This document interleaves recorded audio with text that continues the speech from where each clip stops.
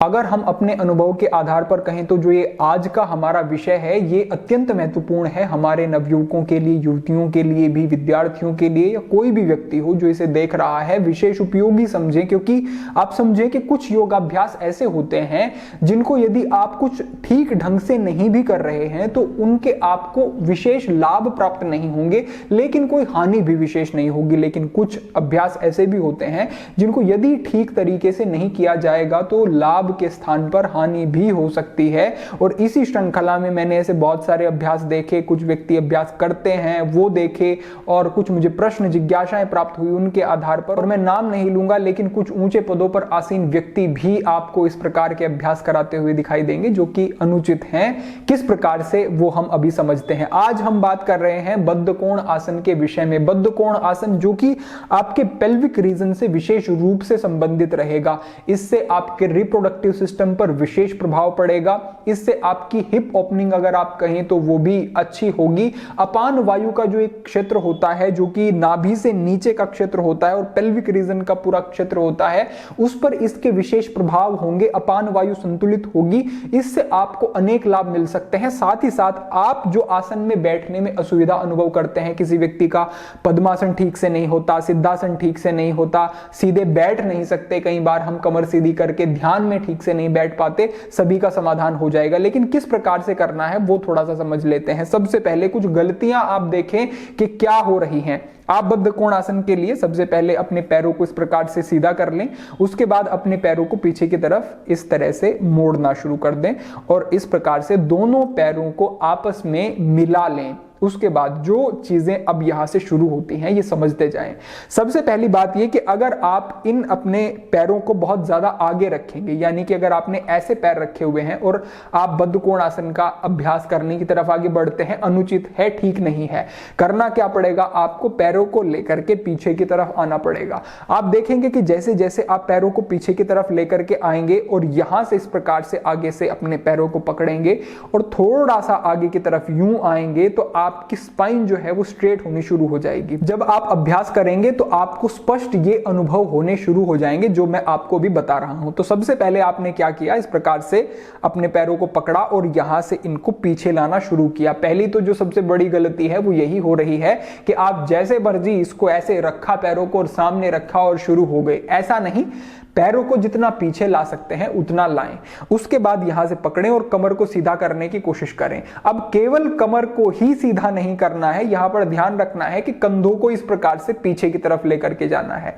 कंधे जितने पीछे जाएंगे उतना अच्छा है, आपके लंग्स को एक अच्छा एक्सपेंड होने के लिए स्थान मिलेगा, जगह मिलेगी, और जो आपका थाइमस ग्लैंड है वो भी इससे प्रभावित होगा। आपकी इम्यूनिटी भी बढ़ेगी, विशेष लाभ प्राप्त होंगे। और जो पोस्चर की गड़बड़ियां आप देखते हैं आज के समय में, आप देखेंगे कि फॉरवर्ड शोल्डर की बहुत समस्या है, स्पाइन का अलाइनमेंट ठीक नहीं है, गर्दन आगे की तरफ झुकी जाती है, तो ये सब स्थितियां ठीक होंगी। तो पूरा सांस अंदर भरना है, आगे से पकड़ना है, पैरों को पीछे की तरफ खींचना है और यहां पर इस प्रकार की एक स्थिति बनेगी। अब आप सामान्यतः देखकर भी कुछ अनुभव कर सकते हैं कि सामान्यतः जो इस प्रकार से बैठ के और ये जो इस प्रकार का एक अभ्यास किया जाता है वो कितने लाभ आपको दे सकता है, और अनुभव कर सकते हैं कि आपने एकाग्रचित होकर के शांत मन से अगर इस प्रकार से अभ्यास करना शुरू किया सही पोस्चर के साथ तो वो कैसे लाभ आपको देगा। इसके बाद आगे बढ़ते हुए जो सबसे बड़ी और भारी गलती मैं कहूंगा, जो इस प्रकार का ये जो अभ्यास होता है जिसे आप देख सकते हैं व्यक्ति बैठे हैं कहीं पार्क में कहीं पर भी और लगे हुए हैं कितनी कितनी मिनटों तक और इस प्रकार से ही कर रहे हैं, इससे क्या हानि है वो समझ ले। सबसे पहली बात तो ये कि जो आप इस प्रकार का अभ्यास करेंगे तो आपकी जो मसल्स है वो स्ट्रेच होने के जगह पर स्टिफ होनी शुरू हो जाएंगी, कोई लाभ आपको प्राप्त नहीं होगा। लाभ कैसे प्राप्त होते हैं आप समझें कि अगर किसी भी स्थान की फ्लेक्सिबिलिटी आप बढ़ाना चाहते हैं अपने शरीर के, तो सबसे पहले आपको ध्यान देना होगा कि आपको जहां तक आप जा पा रहे हैं उस स्थिति में जाना है। माने कि आप केवल इतना जा पा रहे हैं बद्धकोण आसन में, इससे आगे आपके पैर नहीं जा पा रहे हैं, तो आपको इतना जाना है, सजगता पूर्वक बैठना है और थोड़ा थोड़ा इसको नीचे ले जाने की कोशिश करनी है। बजाय इस अभ्यास के आपको एकाग्रचित होकर के सांस पूरा अंदर बढ़ा, शोल्डर्स को थोड़ा पीछे किया, अपनी स्पाइन को थोड़ा स्ट्रेट किया और यहां पर आपको इस प्रकार की अवस्था में और धीरे धीरे से अपने पैरों को नीचे ले जाना शुरू करना है। यानी कि आपको अब ये वाला अभ्यास नहीं करना है, आपको केवल और केवल सजगता के साथ पूरा सांस अंदर भरते हुए और गहरी श्वास पर श्वास के साथ आपकी सांसों की गति का भी आपके शरीर की फ्लेक्सिबिलिटी पर विशेष प्रभाव पड़ता है। तो सांस गहरे लेते रहें और इस प्रकार से इनको नीचे ले जाना आपको शुरू करना है। फिर आप जितना भी जा सकते हैं उतना रुक करके कुछ समय तक इस स्थिति में रुकना है। कितना रुक सकते हैं आप समझे कि गहरे लंबे 20 सांसों तक आप रुक सकते हैं। उसके बाद अपने पैरों को फिर से सीधा कर लें, दंडासन की स्थिति में आ जाएं और फिर से इसका अभ्यास कर सकते हैं और 3 बार इसका आप अभ्यास कर सकते हैं। तो ये आपका बद्धकोणासन का तरीका होगा। इससे आगे बढ़ते हुए अगर आप बद्धकोणासन को और इंप्रूव करना चाहते हैं,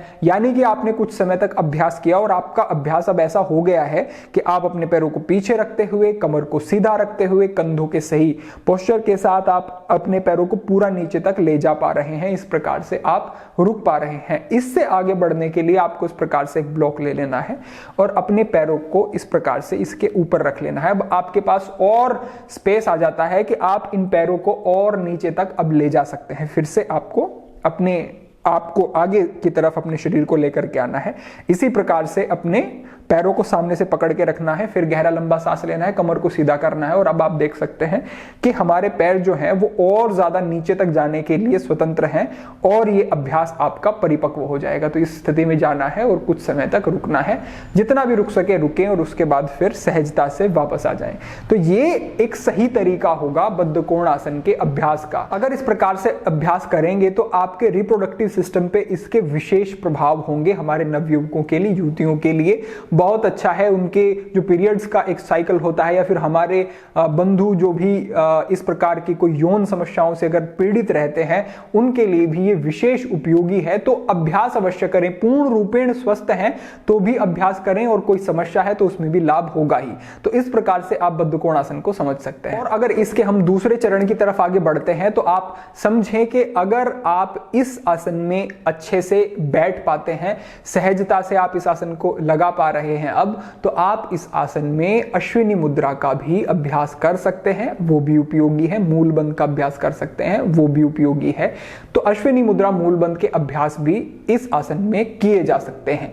लेकिन अभी के लिए आपके लिए यही मार्गदर्शन है कि ठीक से करना शुरू करें। अगर कहीं भी ऐसा देखते हैं कि कोई व्यक्ति गलत प्रकार से अभ्यास कर रहा है तो उसको भी आप ठीक कर सकते हैं, उनको भी आप सुझाव दे सकते हैं। इस जानकारी को अपने बंधुओं तक अग्रेषित कर सकते हैं जिससे कि ये एक जागृति, एक छोटे जो प्रयास हैं हमारे के योग को ठीक प्रकार से समझा जाए और सही विधि से अभ्यास किया जाए जिससे कि अधिक लाभ प्राप्त हो, ये अवधारणा हमारी अग्रेषित हो सके। तो इस प्रकार से आपने अभी समझा कि बद्धकोणासन में क्या कुछ गड़बड़ियां हो जाती हैं कई बार और इनको ठीक करके कैसे हम बेहतर परिणाम प्राप्त कर सकते हैं। तो अभी के लिए आपके लिए यही एक मार्गदर्शन रहा। जो मुझे प्रश्न प्राप्त हुए उनके आधार पर भविष्य में अन्य महत्वपूर्ण विषयों पर भी चर्चा होती रहेगी। सभी के लिए प्रार्थना, सभी के लिए मंगल कामना। आज के लिए इतना ही।